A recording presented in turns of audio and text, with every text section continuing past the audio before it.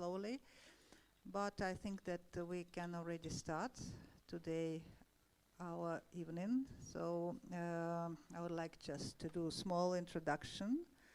This is the Laser Talk Brussels, and this is our fourth meeting. So just we already have done 3 before, and it was one, it's Sensational Skin, Woven by Nature with Anna Mimas, Camila Colomba, and second was Light Time and Collaboration Between Art and Science with Ulrike Küchner, Paul Malone, and Els van Riel. Third one, it was Notion of Transhumanism, and it was Marco Kilberg, Peter Fries, and Angelo Vermolen. And so now today we are introducing another subject, and it will be out-of-control-ness and the emergence of possibilities. So Laser Talk, I will not stay long, just to tell that Laser Talk, this is a big net of the collaboration between different organizations. All general name Laser Talks, but after Laser Talks has in Paris, in New York, in Chicago, in Berlin, so we are in Brussels. And Laser Talks, this is one of the program of Leonardo magazine. Leonardo magazine, also few words if somebody don't know, this is a very interesting publication that more or less bringing together artists, philosophers, and scientists, so to create this bridge between all these fields, because this is also completely artificial, that it was disconnected for several years, and so now we more or less working just to bring all these people together and to discuss subjects that happen in the world, but all together. And so, and I would like to introduce you immediately our collaborator. This is Edith Doove. She is working with us already for all these events, and she part of the Laser Talk Brussels. And Edith Doove, she will be moderator of this talk. So I would like to give you parole, so just you can continue. Okay, very sorry not to be there, but thanks to COVID, I would say, which I don't have, but anyway, won't go into the details for that. So as Alexandra said, this is the 4th talk in the series, and we're discussing notions of out-of-control-ness, which, so me being not in Brussels is very much apt, I would say, in a social and technical context that are at the core of the work of the 3 panelists. Professor Dr. Francis Brazier, who's a full professor in engineering systems foundations at Delft University of Technology, and who is joining us from the UK. And visual artists Joost, Rekveld, and Frank Thijs, who are sitting on either side of Alexandra. So Francis Brazier approaches the subject through a research into social systems and connects out-of-control-ness with the notion of emergence and new possibilities, the empowerment of people in change management. For Joost Rekveld, the notion of out-of-control-ness is related to his research into analog computing, its history and culture, pushing the limits of its affordance. And for Frank Thijs, it's related to the current state of affairs of the world and global warming, which is the subject of his latest interactive multimedia installation, Chronicle of an Extinction Foretold, which can be seen at Z33 in Hasselt at the moment. Now, what connects all 3 of them is maybe, and maybe you're, you don't agree with that, but that would then be a good subject for our discussion later. Connected to the notion of out-of-controlness are chaos theory that was developed for modeling unpredictability, and the so-called Lorentz attractor that was meant to be used to solve chaotic problems. Due to its shape of the attractor, that which reminds of butterfly wings, this led to the idea of the butterfly effect, which has been used and misused since then. James Scott, in Seeing Like a State, mentions a list of measures intended to control chaos. I have this from an article by Michael Setbon, who's an artist, a French artist. The creation of permanent last names, the standardization of weights and measures, the establishment of cadastral surveys and population registers, the inventions of freehold tenure, the standardization of language and legal discourse, the design of cities and the organization of transportation, and it all didn't help. So the need for control then leads to cybernetics, which was developed as a control over complex systems and was defined by Norbert Wiener as the scientific study of control and communication in the animal and the machine. But the use of system thinking could also be used, or can also be used, in a creative way and a sort of tongue-in-cheek kind of way, as demonstrated by the French Oulipo group, or Ouvroir de littérature potentielle, set up by Raymond Queneau and the mathematician François Le Lyonnais in 1960 as a subdivision of the Collège de Pataphysique, and with famous members such as Georges Perec, Italo Calvino, and Marcel Duchamp. Just to say that out-of-control-ness is a fairly complex item. Now, to talk about the panelists, I will first introduce them a bit further and then have them present or answer questions. Francis Brazier, as said, is a full professor in engineering systems at Delft University of Technology, and as of September 2009, before which she chaired the Intelligent Interactive Distributed Systems Group for 10 years within the Department of Computer Science at the VU University Amsterdam.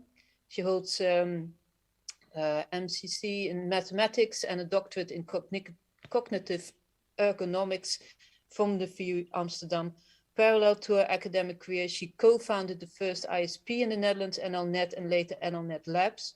And with a strong background in the design of human-computer interaction, multi-agent systems, and distributed systems, current research focuses on the design of socio-technical ecological systems that enable and support participation in today's networked society, participatory systems. The leading design principles include design for trust, design for empowerment, and design for engagement. Areas of study and exploration include distributed energy management, crisis management, dynamic supply chain management, and real-time safety management. Joost Rekveld is an artist motivated by the question of what we can learn from a dialogue with machines. In his work, he explores the sensory consequences of systems of his own design, often inspired by forgotten corners in the history of science and technology. His films, installations, and performances are composed documentaries of the worlds opened by such systems. His abstract films have been shown worldwide in a wide range of festivals and venues for experimental film, animation, or other kinds of moving image. He has realized several installations and was involved in many collaborative projects involving composers, music ensembles, theater companies, dance companies, and artist labs.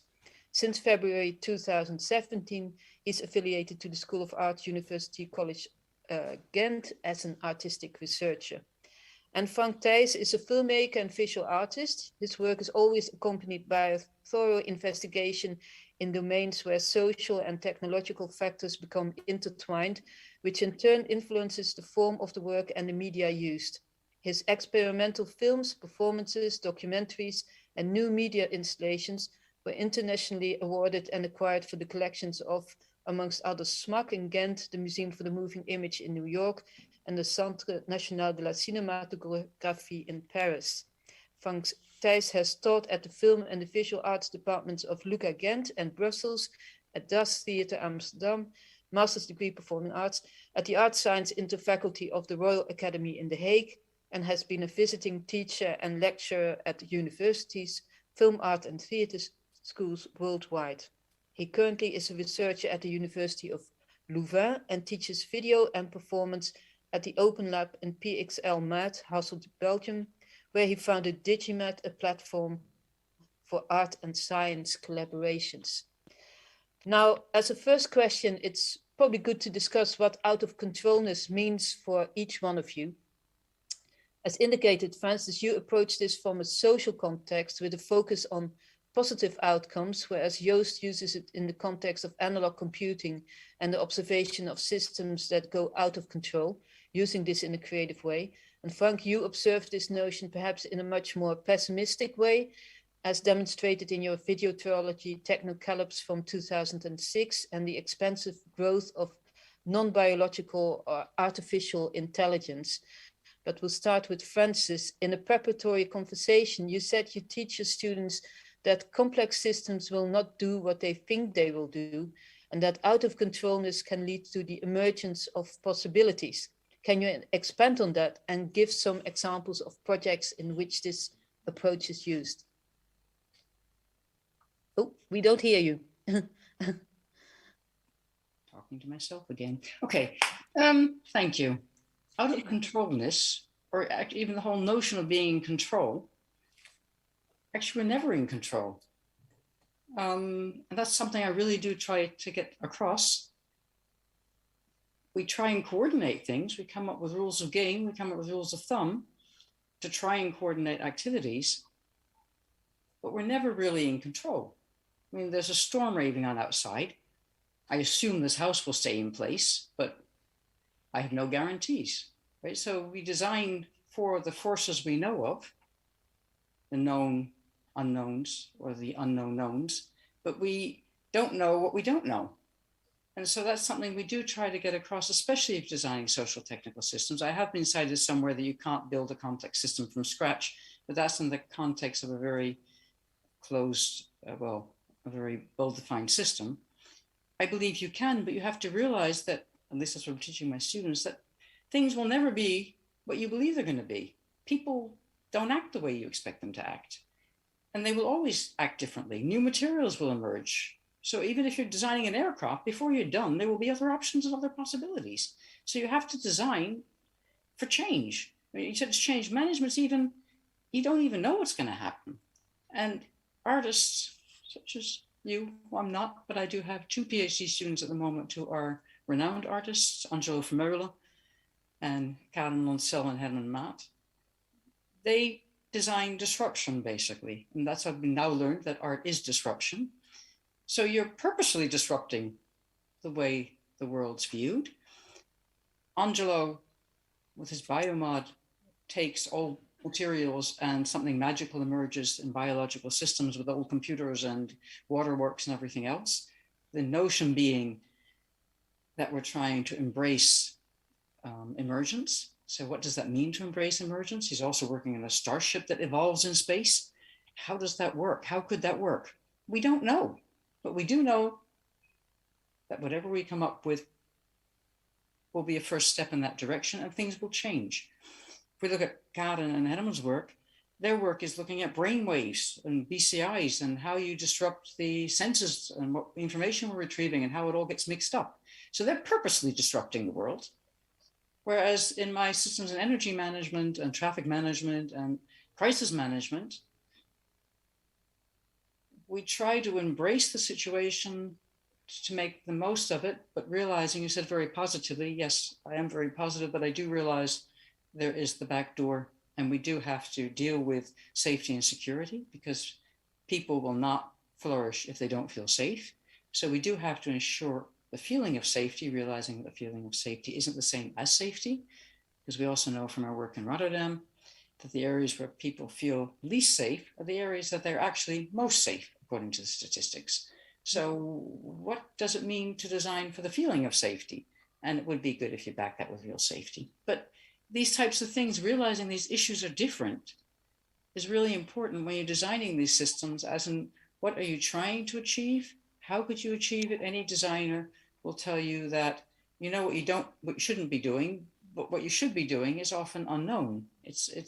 You're exploring your options and potential, whether it's an aircraft or whether it's agriculture. It's a question of what questions should people be asking, how should they be asking them, and what are the options? So that means even if I'm working with people who are designing aircraft or forms of transportation, you have your standard way of thinking. Think out of the box, start reflecting, thinking about what your possibilities are.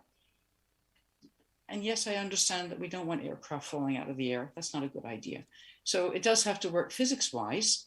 But what are your, I mean, in our preparatory talk, I told you about a session I gave, the workshop I gave in Toulouse with professors my age and young students, and said, you want to come from the Pyrenees down to Toulouse, design some form of transportation. But it wasn't until we narrowed that down, giving them so many constraints, that the professors came up with creative ideas. The first thing they said, oh, one of those flying aircraft will suffice. Whereas the students came up with a glass Zeppelin that would be sustainable and people would be able to enjoy the experience. They came up with something magical. But that means, how do we encourage this magical, think out of the box way of thinking to embrace the fact that things will change and that you're not in control and you can't possibly be in control? Having said that, when we're designing for social cohesion in the cities, I do have a very diverse group of PhD students with serious games in the city. We can't have children walking around the city and not be safe. But how can we make them feel free to explore and still guarantee, at least support safety in some way, that they're safe to wander around the neighborhood and explore the options, and only to discover they think the big garbage can is the best place in the whole neighborhood because it's nice and shiny. I mean, things like this that's their perspective of their world. So what could we be doing with that? So I think the challenge is in all of these things, in the design of all of these systems, not to follow what we believe to be the truth in the sense of this is the framing we need. No, drop that framing and come up with ways to deal with the fact that things will never be the way you think they should be. And so I'm basically saying the only thing you have are your values. You have a mission with your system. You have the values you wish to embrace. And if safety is important, safety will be embraced. And the only thing you know is it will change, and you have to come up with a way to coordinate. And it really is these coordination mechanisms. In politics, they're often called governance, but what is the coordination? How can you coordinate? What rules of thumb can you, and you know people won't stick to rules, but as much as they can, how can you go about designing, but also how can you go about implementing your system so that it will change, that you know it will change and allow it to change. So that's the way I think about emergence and out-of-control-ness. We know it's not going to do what we want it to do. So now the way we'll do what we want it to do, that it won't do it the way we think it will do it ahead of time. It's interesting that you bring up safety. Having worked in the UK in an art school, I was flabbergasted by the very strict safety rules in the UK, where you can't use a ladder unless you had an introductory course how to use one, even though you know how to use one, and where all kinds of things were absolutely forbidden. I once, in my innocence, was really very enthusiastic about a student who thought it was a good idea to bring in molded wallpaper, and was almost fired because of that, because it was a serious health issue. How do you deal with that? I mean, you're teaching mainly in Holland. Maybe there the rules are less strict, but if you want to go out of control, those kind of things, especially in an art school, that was really difficult to get people to think. As you mentioned, we set up the internet in the Netherlands and in Europe and actually across the world. We had a UCP protocol. We didn't design the protocols, we designed its use. And we weren't allowed to transmit data over telephone lines. It was just, you weren't allowed to. But we did it anyway. We just found a way around it, right? Yeah. That's institutional voids is the nice word for it. There are no institutions, there are no governance rules. So you find a way around it. And there's all these disruptive technologies. They're not disruptive. There's just different ways of approaching different challenges with which we're faced. And so we wanted to connect, and we had wire along the train lines, and we used it. And we use UCP, and yes, you had to bounce every message. For those of us as old as I, you had to bounce every message across the world to knowing every machine. That got automated, but the notion of this is what we want to do, you make it work. So you sometimes have to interpret rules carefully. Well, it seems to connect to the Olipo way of thinking. So using system thinking in a creative kind of way, and not seeing it as a barrier, but as a challenge rather. So we'll keep that thought, and I'll first go to Frank. In Technocalypse from 2006, you observed the connection between space exploration and religion that seems to go out of control. And you use at one point a famous painting by Hieronymus Bosch as an illustration. You also refer to him as and to Bruegel as well in your most recent interactive installation, Chronicle of an Extinction Foretold, which I had hoped to see tomorrow, but I'll hope to see it in January when I try again to cross the border. Yeah, this live computer simulation shows over about 20 minutes how life on Earth will evolve in the next century due to global warming. Can you expand or maybe present on how out-of-control-ness is involved in these projects and why you return to Bosch and Bruegel to illustrate it? That's a long. I'm also going to answer very long. Closer, even more close. Well, in fact, when I was thinking when Francis was talking about how to balance out things, and so I've been quite following for the past decades people who do the opposite, who still believe that they are absolutely sure that we still can control the things. So in this documentary that I made, Technocalypse, all these transhumanists, they know that well, we're gonna change humans and we're still gonna keep control. And also with climate change, we have now people who think like we're gonna control it, we're gonna do geoengineering and control it by adding stuff in the atmosphere, other stuff. And there is one Alex Pentland, he is the head of big data at MIT, and he wrote a book, The Social Physics, wherein he writes that from now on, thanks to big data, he believes that we will be able to do social science with the same exactitude as we do natural sciences, so that we will come up, thanks to big data, with universal laws, how we can predict society. So here we see again more and more of this hypermodernism of controlling the things. And it reminds me of a short story of Borges with a fantastic title, Uncertainty, where he describes a kind of culture that is specialized in map making.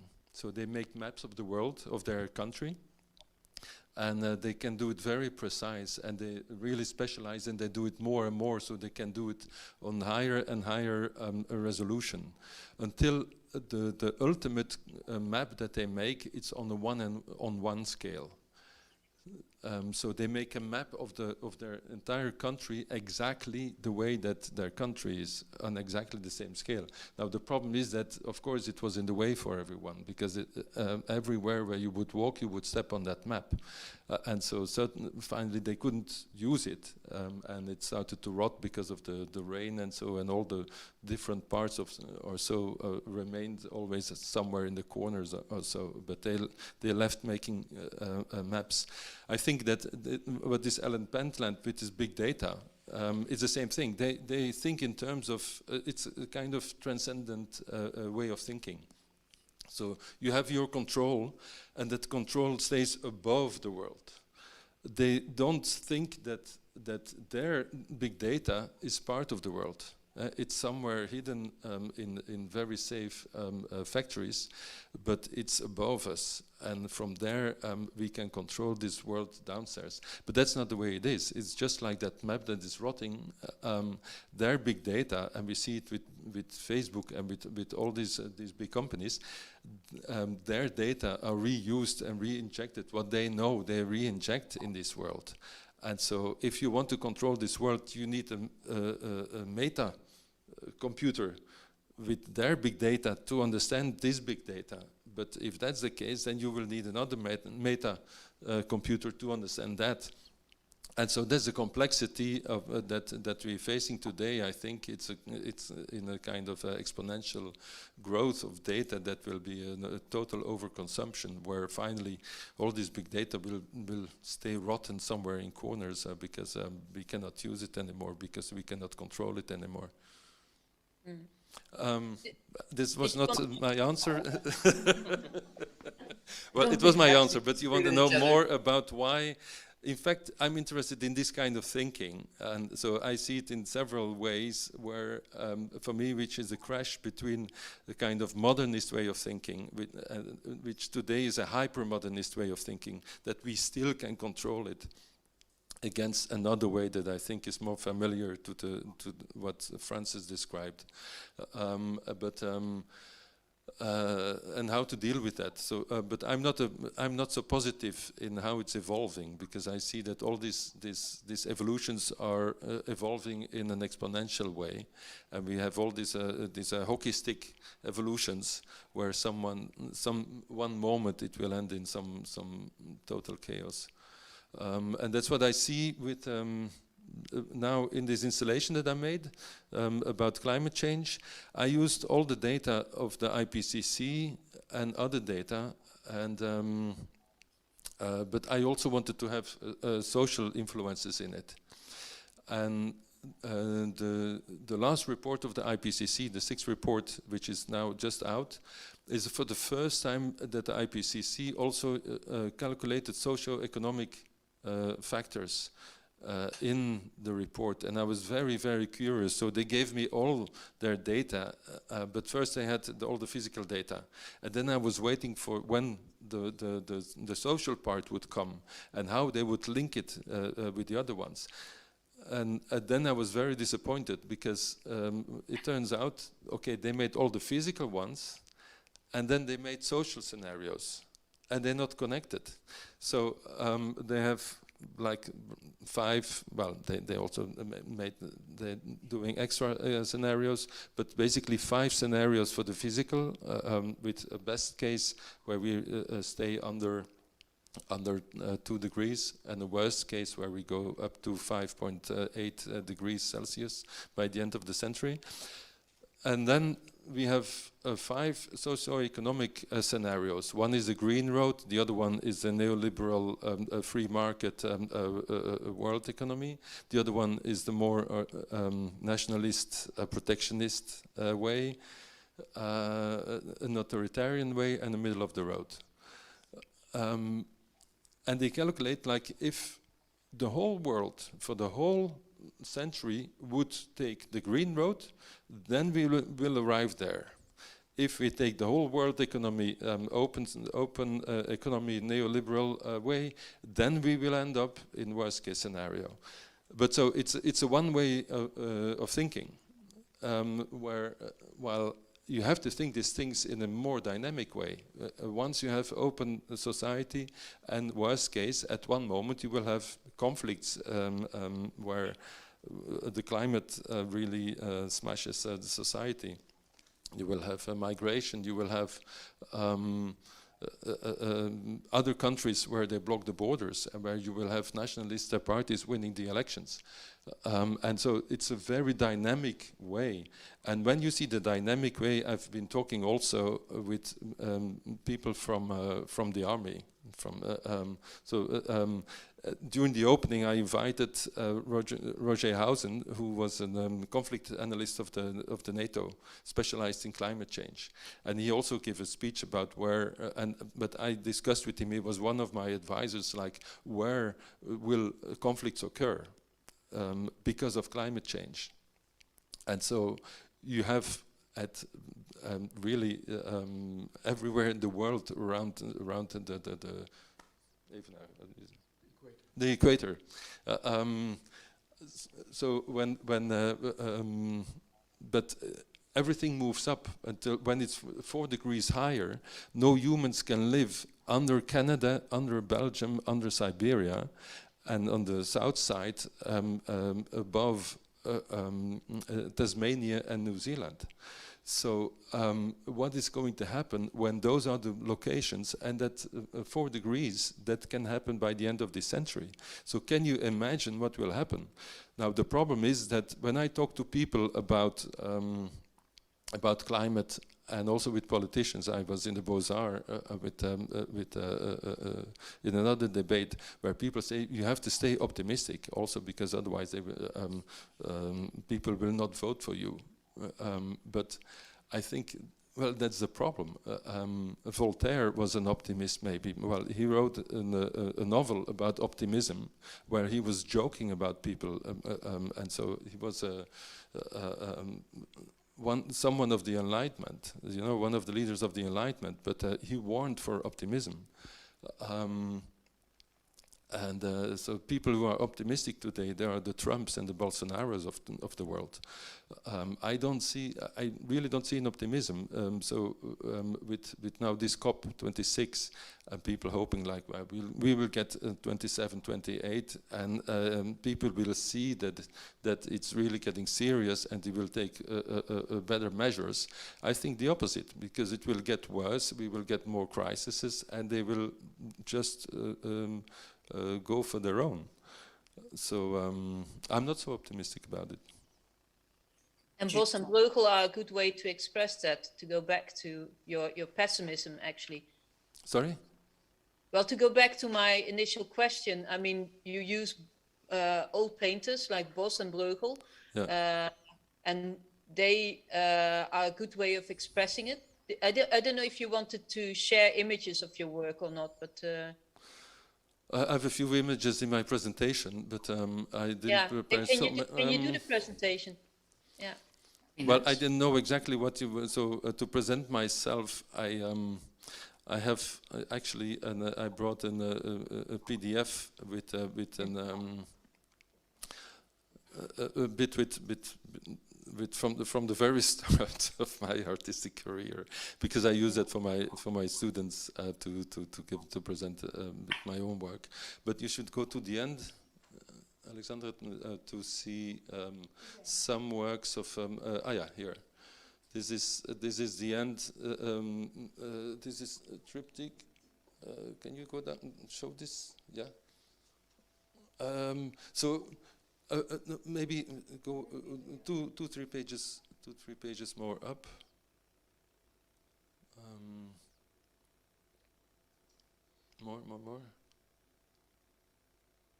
More. Sorry. Okay, this is it. Yeah, this page.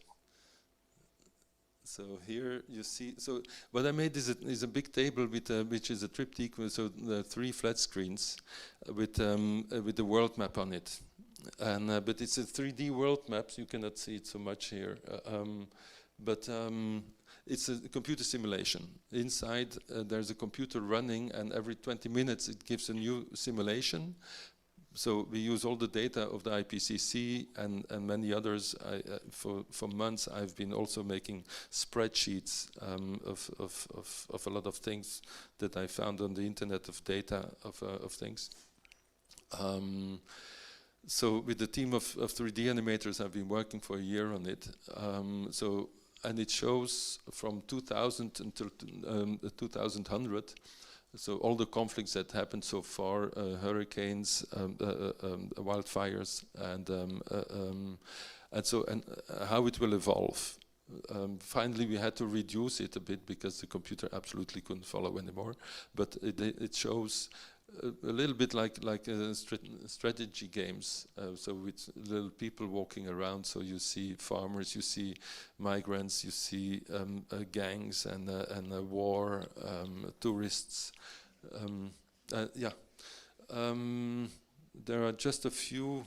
So it's also with the touch screen, so you can point on a place, and then it will zoom in on that place. And then this is just something a sidekick. This is a screen. So we had all this data of the IPCC, and we made we turned them back into the map. And so this is an interactive map where you can scroll from the beginning of the century until the end of the century, for example, for population, for a chance for wildfires, for precipitation, all this kind of data to see how it evolves. And then we created all these little characters, like people who would protest, and when there is then police and they come too short, the police would automatically fight, and then they would knock down some people, others would run away, and it's just programmed that it happens. And so to test these kind of things, I placed some of my characters in a 3D environment, and then that was for me very weird in the sense that I was really in a virtual world where I saw these people, my people that we created, walking around and getting confronted with one another. And every time that I found something that the kind of situation that I found special, I took a virtual picture. And so I also showed there some of these pictures of my encounter in cyberspace. And this is a very end of the 20 minutes when it ends in a smoky world.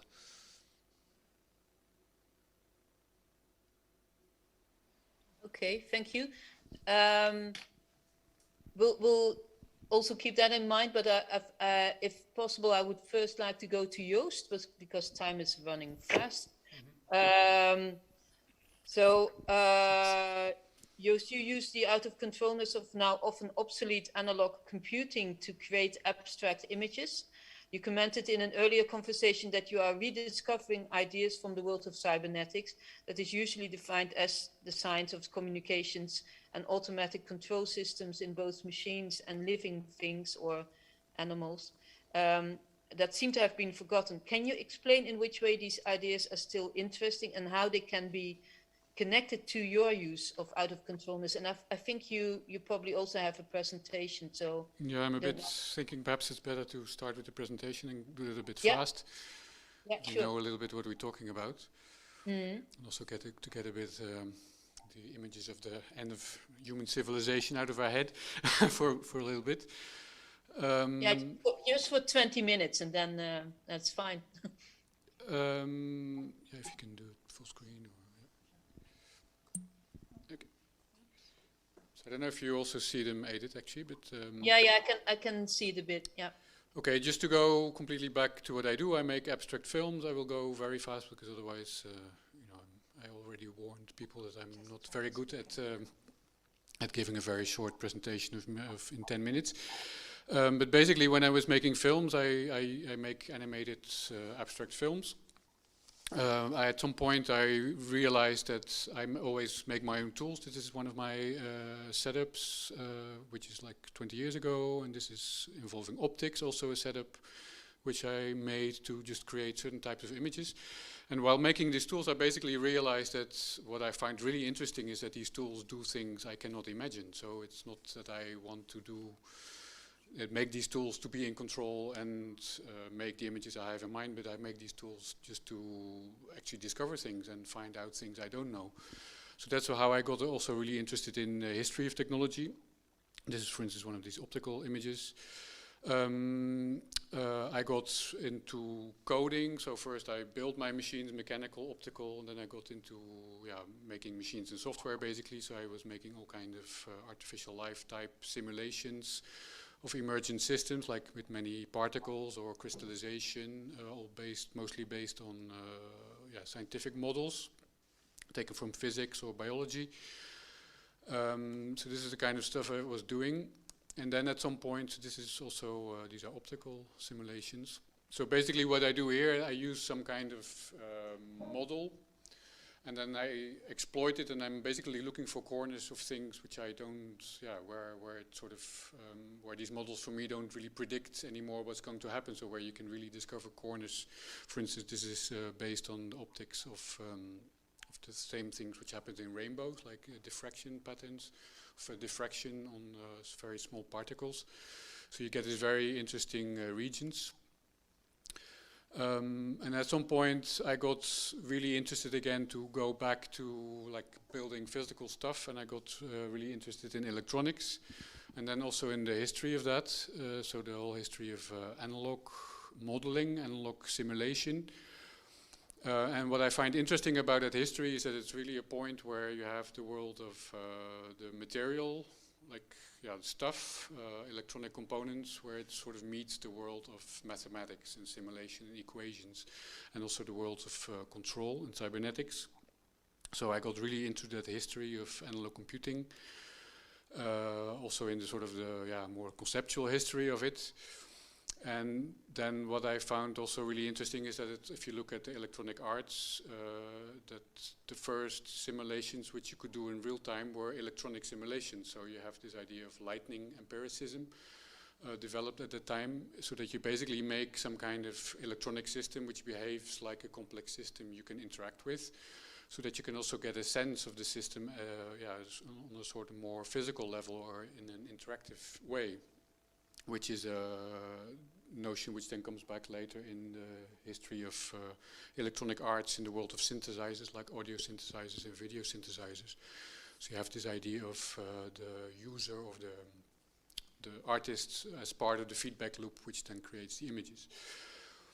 So I got really interested in this analog computing, so this is me in the same so I got also really hands-on, so I repaired this thing. This is an analog computer from 1962. And then I built my own, but then with components of now. So instead of like these old ones, they're very precise, but they're also very slow. They can simulate, all kinds of physical systems. And I made one which is basically the same idea, but then using technologies of now, so you can actually use them in much higher frequency, so that they can actually also generate video signals. You can use it as a kind of synthesizer for high definition video. So this is how it looks in use.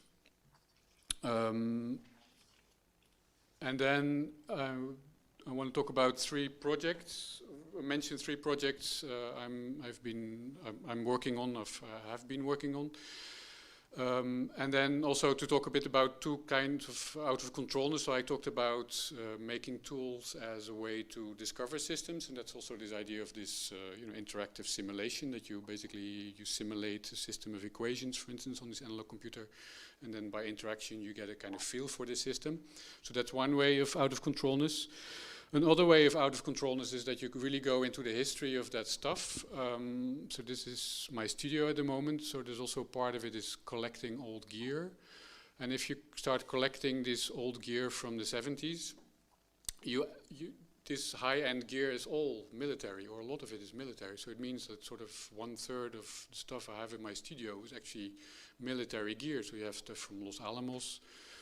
This is from the Naval Research Laboratories, which is one of the big drivers of development of technology, because they sponsored a lot of innovation. Which was, for me, I'm a sort of a harmless abstract filmmaker, so I was a bit shocked by that. You get also all kind of ethical issues if you need parts, because some of these parts are still in stock, but then with military vendors, which like people who sell parts of jet aircraft, for instance, but then they also have this one part you need for your analog computer. Do you buy that or not? Or do you try to find a more friendly source? And then I found this device, which is a device which is used in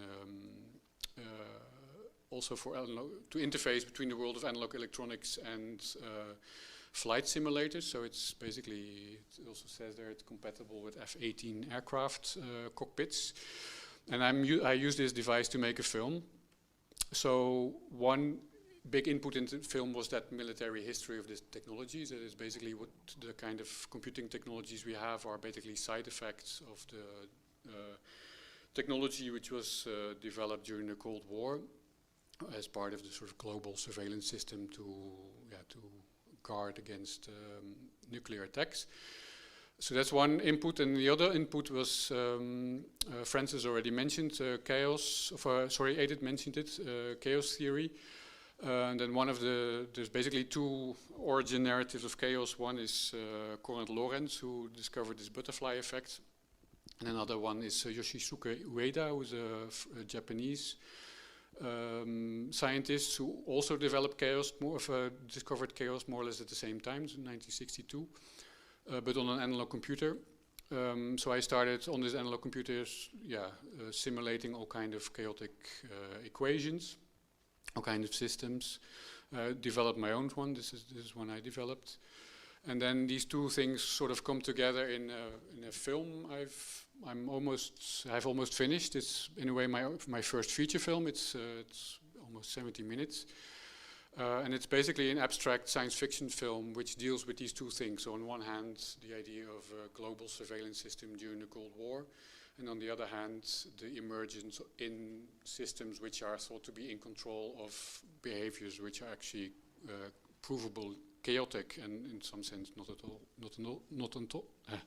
at all controllable. So these are some stills from the film. So it's all made using these analog computers and this flight simulator device. So that's the third notion of out-of-control-ness, is chaos. Well, I think I'm gonna just skip this one. It's a piece, and I just want to go to the last project I'm working on really at the moment. It's a project which I basically just started. I'm really interested in this cybernetics. I will come to your question, Edith, in a minute. And one of the things I'm doing at the moment is basically sort of reconfiguring this analog equipment I have. So just a part of it, what you see on the left. And on the right, what you see is basically a sort of very big surplus video switchers. And basically what I'm doing is that I'm setting up a system where I can evolve, like I can use evolutionary algorithms to let basically the algorithms find the right connections for my analog computing so that it generates images which I find interesting. So the idea is that I'm also at the moment writing a thesis, that I can next door write a thesis, and that's in the room, in the studio, the machines are basically figuring out my next film and just making it. I'm just gonna quit this, yeah. Was that too long? No.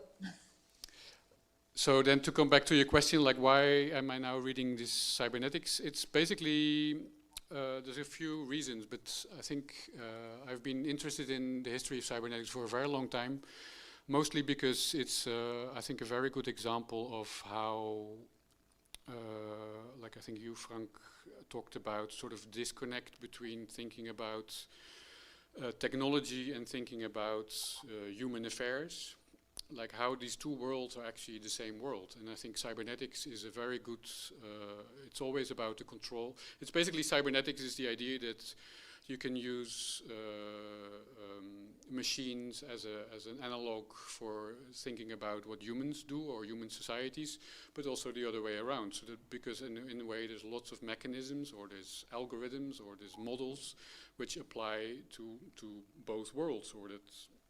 So that's one very interesting thing about cybernetics, that it's really at the root of this idea that these two worlds are in fact one, or share a lot of characteristics. And as an artist, what I find super inspiring about cybernetics is that it's a science where a lot of the early sort of heroes or scientists, especially in British cybernetics, they built a kind of philosophical machines. They built models which were physical devices, which for them also were a way to explore certain hypotheses, but which also sort of act as philosophical statements almost.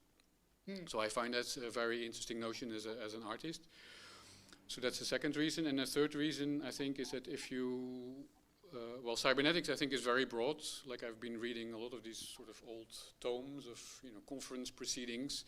And then you find that it's really, at that time, it was very interdisciplinary, but also really a mixed bag. So there's, like, I think 80% of what happened in those early conferences of cybernetics is also really about control, and about, like what Frank mentioned, like people really believing in this idea of control. And then there's a few other ones, and then especially I'm reading lately a lot of the work of Gordon Pask and Stafford Beer and Heinz von Förster, these kind of people. And there is a sort of short window, I think, at the moment also where it was still not sure if computers were going to be digital or analog or hybrid.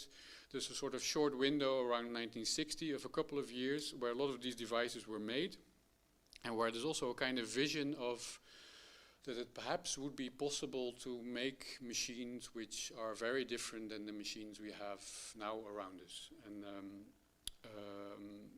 and I think that's a very interesting period where, frankly, also I realized that if I really want to think about this idea of a dialogue with machines, I have to go through that period, because so many things happen there. And there's also, for instance, Catherine Hales, who wrote a beautiful book about cybernetics and posthumanism. She sort of looks at that period and really sees it as a period where kind of notions of posthumanism, what's now called posthumanism, were sort of pioneered. There's Andrew Pickering, who looks also at that period and sees it as, especially like if you think of Stafford Beer and Gordon Pask, that these machines were perhaps models of really a very different type of technology. And what I find intriguing is that these are two like really large claims on that period.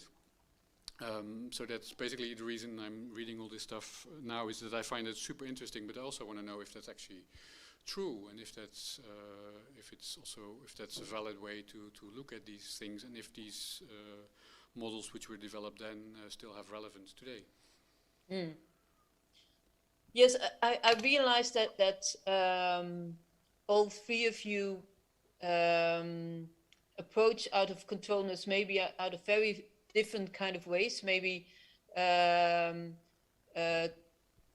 you and Francis more from a positive kind of viewpoint in which things can be discovered and can be challenged, whereas Frank is clearly very pessimistic, observing. Is there a way of how we can bring this together one way or the other? I mean, if Joost says, well, I'm curious to see where this leads to, whether these machines are still valid. I see that Francis made a gesture, but do you want to respond? Yeah. Actually, he's using the data that's out there to feed into the information you have, right? So the big data is providing the information on what the world could possibly look like, and it's predicting. So it's not, I wouldn't say it's negative. The outcome might very well be very negative. And I think the challenge is how to create that awareness. People will not, top down is not going to work. We know that. So I'd be looking at it more as, okay, and how can we now create that awareness bottom up? And I think half the world's looking at that as well. But the fact that it's not the big, you began by saying big data are ruining the world. Big data are also feeding into providing the information we need to know what possible consequences could be of all sorts of events.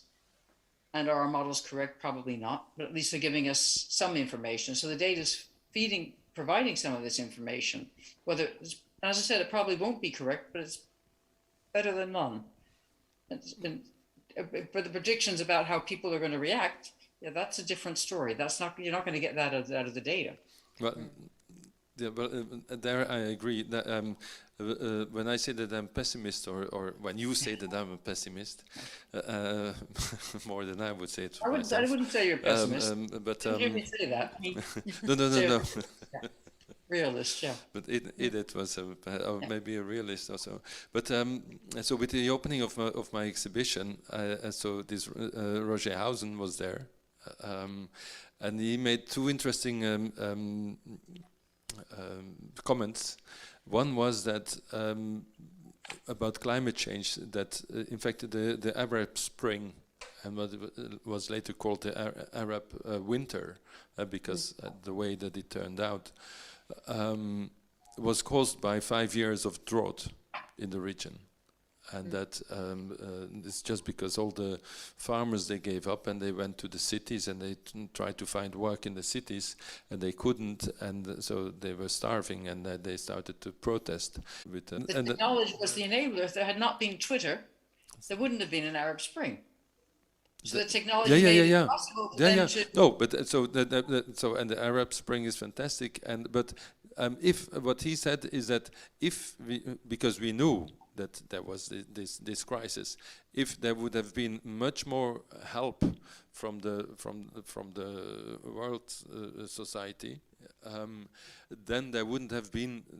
Well, we wouldn't have the Arab Spring, but we also wouldn't have the Arab Winter.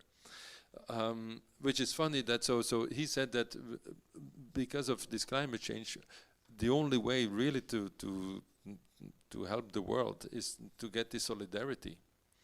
Which was funny that half an hour later he started to say the other thing and about Russia and about the Arctic Ocean, the Arctic Sea.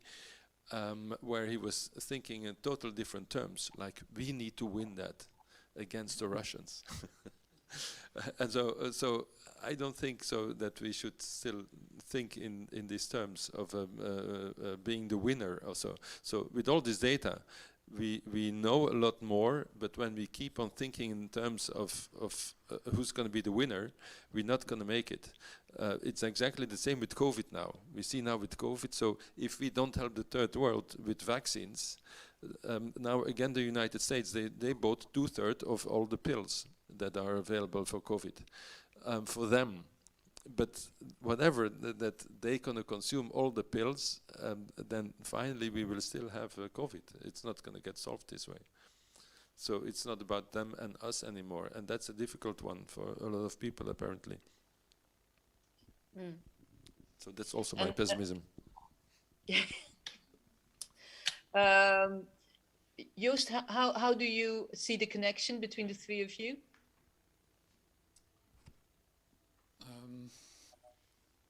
If there is one. No, I think it's very. No, I was a bit worried. I was happy Frank started to talk about that there are people who still believe in control, because I was very worried that we would all be agreeing. It would be a very boring discussion.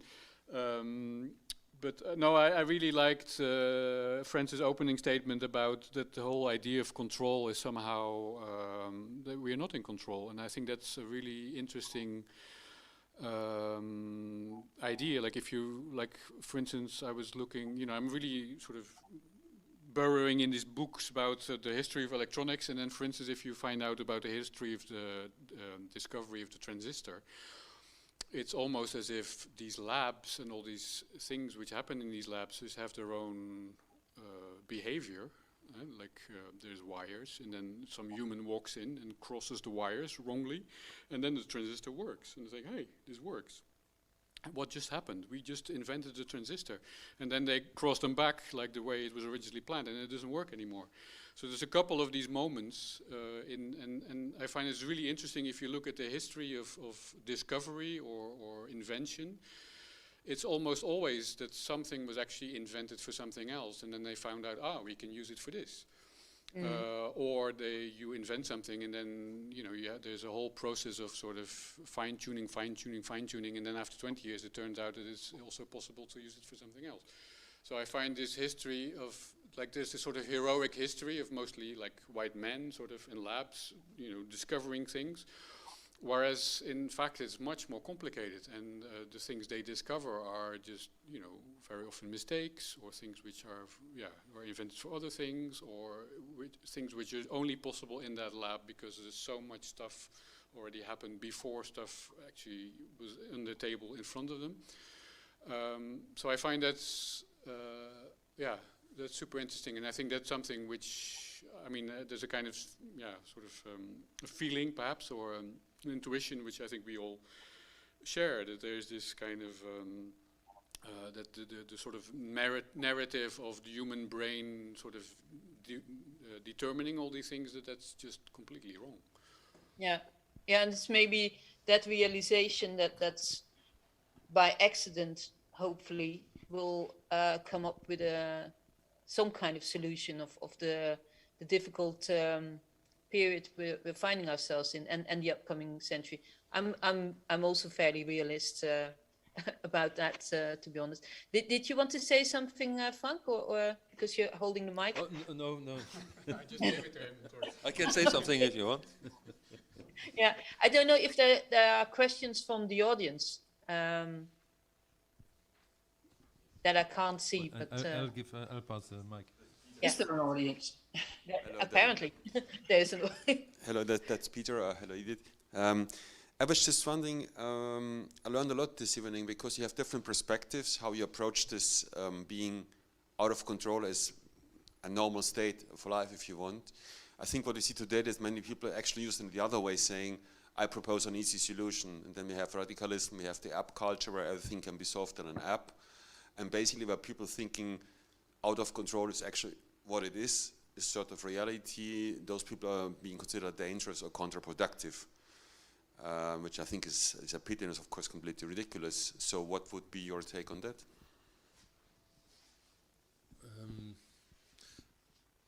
Could you repeat the question? Would you like to take the question? Could you repeat the question? Repeat the question? Yeah. The question is basically that why you're advocating for open up mind, perspective, and what can be done, new avenues. Other people, politicians, whatever you want, they go the opposite. They're saying, let's close it down, and I propose an easy solution. I propose an app culture or just a simple argument, and I propose that it's going to work, right? We all know it's not going to work. So from a perspective of scientists, of artists, what would you propose, or can that be mitigated, this negative approach, I would say? Well, several of my works are in fact about that, to observe how these things evolve, how people deal with things. I give a few examples. So there's a Technocalypse about is a documentary series about the idea that we can change our human being as thanks to science.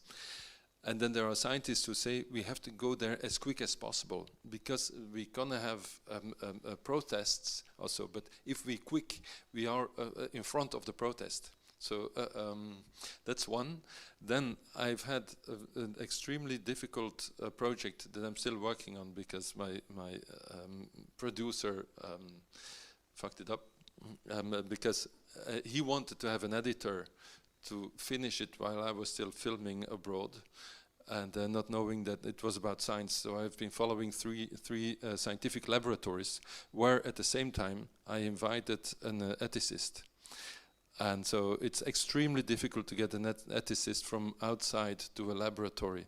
It's extremely difficult to get a cameraman in a laboratory at daily research. It's exponentially difficult to get a cameraman filming an ethicist looking in all the drawers of a scientific research, certainly when it is about some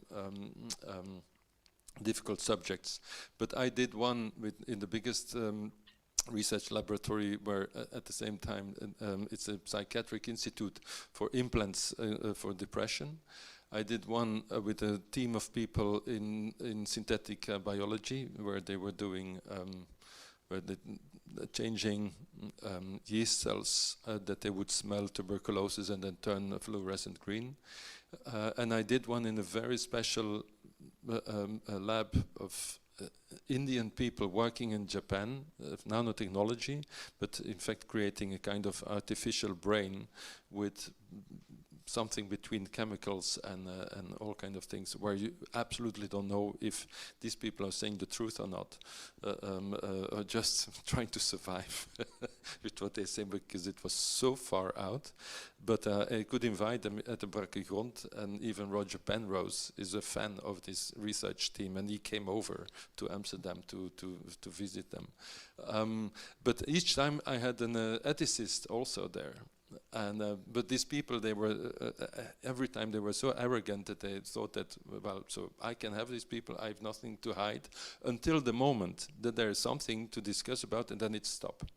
Okay, now it's enough. Now you can go. And I've seen it so many times, and also I've been looking for following also these ethicists. and they start to do strategies of aggression. So they want to have a PhD researcher who wants to get their strategy is to get a fight, in the hope to have that fight so that this can be presented to policymakers to get subsidies for the fact to show, like, you see how it's necessary. But so there is so it's at this moment, it's in fact since this millennium that within all these new sciences, it's they all happen within they came at the center of ethical dispute. Before it was not that, and so everything of the science and everything of ethics was separated, and it's since this millennium that you get all these things and that they mixed, and it's this mix that interests me. But once you really have the mix, then nothing happens. So also ethicists, for the moment, in fact, they look at the research, they see, oh, they're going to do something with an implant for people with brain damage, loss of memory, and then they see once 20 years later it comes on the market. But then what happened? Oh yeah, they use it for controlling soldiers. Yeah, all these kind of things. It's very difficult to control. It doesn't work. Yeah, I'm conscious about the time, but maybe we can have a short reaction from Francis and Joost to close off. Francis, did you want to respond to what was being said just now, or? I don't think I really understood the question. I think the question was basically, we have science, we have art, and we can say we should be open, whereas many approaches now are very closed. Is that a recap of what the question was?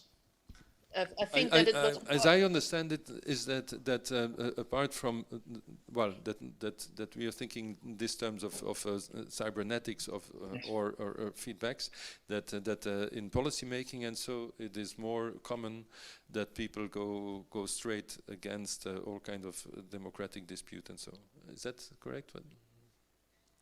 Yes, that's definitely true. I happen to be working in a department, technology, policy, and management, which we have groups of ethicists and we have groups of policymakers and we have advice. But indeed, the question is, and most of the research, if you look into it, policy advice is provided, models are provided, but there's no guarantee they'll pick up on it. And I think that really is the point you make. The political situation will define what their choices will be. And I think now with Corona, we're seeing that right, left, and center, that this has nothing to do with normal thinking. This has much more to do with politics and the implications for the individuals. And can we influence that? I think the only way to influence that is to really become disruptive. And I think that may actually happen. Yeah. And we're seeing it. I mean, Rotterdam exploded recently, right? That's not what we want to happen, but it may be necessary. I think that COVID is now a good example that, in fact, you can say that they listen to people, but probably they listen to the wrong ones. So sometimes they come up with new policies, or so that you think, like, where did they get it from? Who are the lobbyists that came up with these ideas? While you always hear that the scientists had completely proposed other things. But there was. Before Corona appeared, many of the municipalities were actually thinking of changing their role. I'm talking municipalities, not government, not the top level government, not the there's politics at municipality level as well, but more the notion that their role should be more facilitatory, and instead of determining. And that was actually starting to move, but I think it's come to a very quick halt right now. Joost, sorry. Joost, did you want to say something? Or as a response, as a last one maybe? No, perhaps, I mean, it's a bit of a tangent, but I was reading, not so long ago, I was reading a great book by, I think he's called Jean-Baptiste Fresso. It's called L'Apocalypse Joyeuse. And it's about it's basically about the history of, well, there's a couple of histories, and one of the histories is, which I thought was very interesting, I didn't know anything about it. It's basically about the history of the beginning of the chemical industry. And what he sort of shows in there is that when the first chemical factories were introduced in France, so that's somewhere like late 18th century, early 19th century, there was actually a whole old system of law in place where it was not possible for an entrepreneur just to put a polluting factory somewhere, because people would complain, and then he would basically not have the right to do this. And then what he shows is that very slowly over the course of a century, all the law, like through progressive lobbying and governments, all the laws were changed in such a way that it became possible for the central state to override local communities and basically just plant a factory there because it was good for the economy. And of course, I mean, it sort of paints a picture also a bit of you know, small communities, and this was 18th century, so it's easy to sort of think of it as a kind of pastoral ideal or something. But what I do really find very interesting is that these ideas of that it's actually not the society, not the communities themselves who decide, but others from outside. That's also something which is constructed and which has been constructed over a very long time, so that now we think that's how things should be done, and that it's logical that a company like Facebook can decide how certain things work because they own it. And that's so, yeah, so what I found very interesting is to see that logic is actually also something which has been constructed, and which also means that it could have been otherwise, and also means that it can still be otherwise. Yeah. Alexandra, how are we in time? I think we need to close down, unfortunately, because I feel that the conversation could go on, but we've been an hour. Well, just let's, we're limited 1 hour, but in general, if somebody have a question, maybe from auditorium, that you will be welcome, just because everybody here.